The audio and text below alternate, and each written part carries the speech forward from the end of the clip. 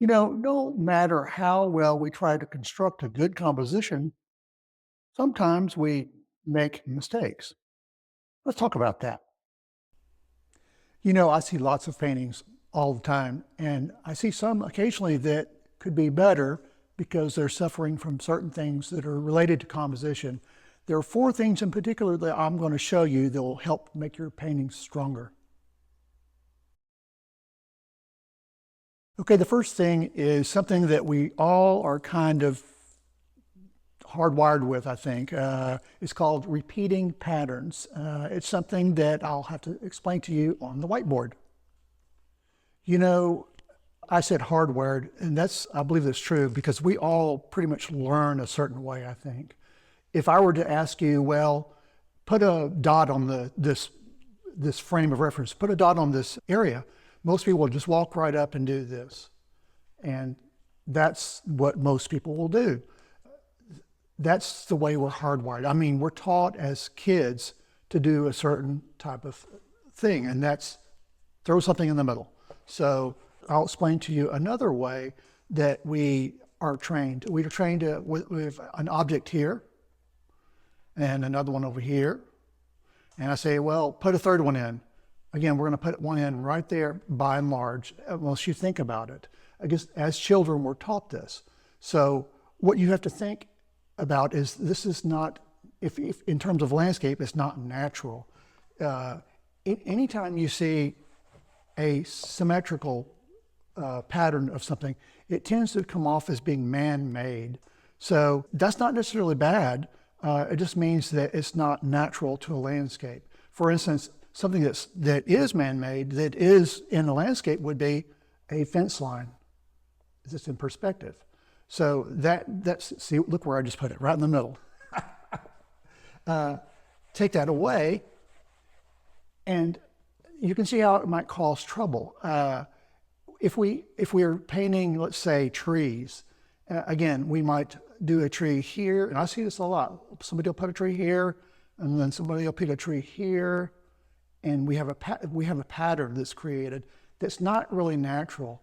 It's really much better to create a pattern that's asymmetrical. In other words, a tree here, maybe one here, and maybe a small one over here. And there's going to be other things involved in the composition, but this kind of thing is more interesting than just a repetition of pattern of the same shape, especially.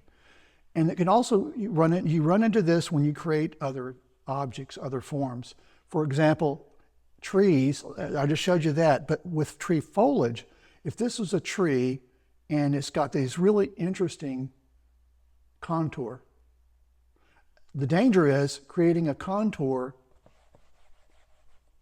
that is got a pattern in it. In other words,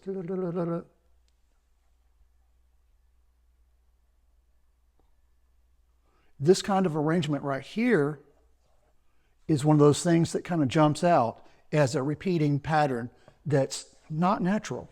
So the way to fix that, of course, it would be to have it's okay to do it. That's the thing. We will do it. I catch myself doing it all the time. You just have to be aware of it and come back and correct it so that you do have a tree that has some unusual shapes. So it's more asymmetrical, and that works better as far as a natural looking tree. That's the contour. And another thing I've caught myself doing this with is when I'm painting clouds, same thing. If I've got a cloud mass that's like this, and I do it again like this, and then like that. And they can be subtle, but the way you fix that is break them up. In other words, you break up this pattern somehow so that you have a different arrangement altogether. And it becomes more interesting. The next compositional element that I think people have a problem with, especially early in their painting journey, is something that I call unfortunate positioning. And it's basically falls kind of in the same category as the last kind of sort of to do with centering. And one of those big boo-boos I see sometimes is a horizon line, which is integral to a landscape, they'll put right in the center of the canvas. And instead of looking at the canvas in terms of the overall composition, or following some sort of a grid and having a focal point on one of these points, it makes this thing going down the middle, it commands attention and not in a good way. So that's one way that's not a good alignment. And the thing is, when this category of compositional mistake is harder to correct, it's something that's it's better to be more aware of it in the beginning, because you can not do it and not have to worry about correcting something really major, because it's kind of hard to move a horizon line. So another thing is, let's just say whatever landscape you have going on, and you're going to put a big cloud mass in. You still have to be aware of the center line. The center line of this painting, this canvas, is to me a danger zone. There's nothing wrong with centering. If you have an intended design to center something, like there are lots of people doing giant objects that are in the center of the canvas, that's a very different animal than a landscape painting with more elements involved. That center line is the danger spot. So if you're putting a cloud in and this alignment ends up right in the center line, that will command my attention. It's better to push that cloud either further out going past the center line, or don't let it get there. So even that's getting close. A lot of these things, getting close is not, is you can do it. If you can pull it off, great. But it's really to do either go past or hold back, but don't do it by just a tiny bit. You've got to do it enough so it makes a difference. So again, this is aligning masses towards the center. Same thing. If you had a big tree here, and it lines up right in the middle right here, that overlapping shape to this landscape, and this is your other part, this area right here is going to become a focal point with negative space, and that's compositionally not a good idea. Okay, the third thing is something called tangency, and it's not always a bad thing, but in general for landscape paintings, it is. Let me show you exactly what tangency is. A tangency is a touching or near touching of two objects, in this case, two fingers. This is from Michelangelo's The Creation of Adam. In this case, it's very good. But for most cases in a landscape, it's not a very good idea. Okay, in a landscape, I see this. In fact, I saw something just this morning. A tangency thing that is really, it can really hurt a painting, because the thing is, tangencies are so powerful, and they need to be, if you intend to use them, you better really know what you're doing. But most often in a landscape, it's their misuse that draws attention in a bad way. One of the biggest ones that I see is any kind of object. It could be a tree, it could be a house, it could be a cloud, that instead of going out of the frame, let's say it's a cloud, they go up and get right near the edge of this. And the thing is, this is a tangency right there. And sometimes you can just get close enough and it can be kind of an eye-catching thing and not in a good way. But you want to avoid taking elements and dropping them right on that edge. It could be a tree that ends up right here. Rather than doing that, take the tree out of the frame, like that. That's exiting the frame. That's another good three-dimensional device. But when you drop them along the edge,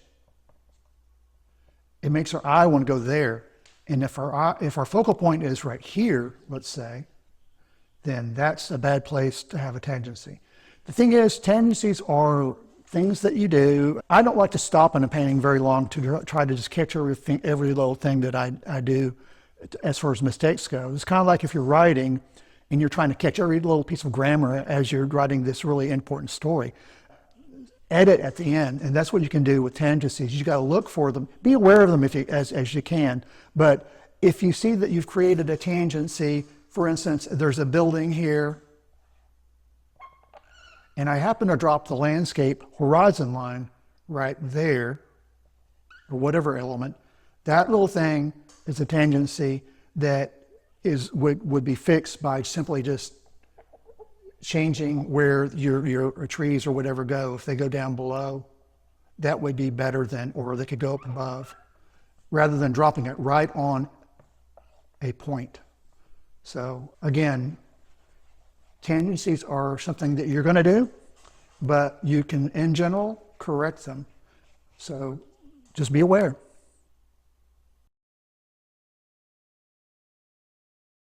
The last item is the misuse of leading lines. I think leading lines are a really important tool to create a nice, strong painting. And the thing is, they don't have to be so strong. I think people run into problems with them sometimes because they're using a photo as reference, or they're not aligning. If they're painting outside, they're not aligning themselves in the right way to use a proper leading line. But it's such an important tool. And a lot of people forget they can be intermittent. In other words, if you have a road, let's say, and you don't have to have just the road being in one big thing like that. You could have a leading line road where parts of it disappear into shadow, or it curves a little bit. It ends up coming back a little bit. This is one of those art things. The more you do it, the better you'll get at it. But what I'm saying is it can be intermittent.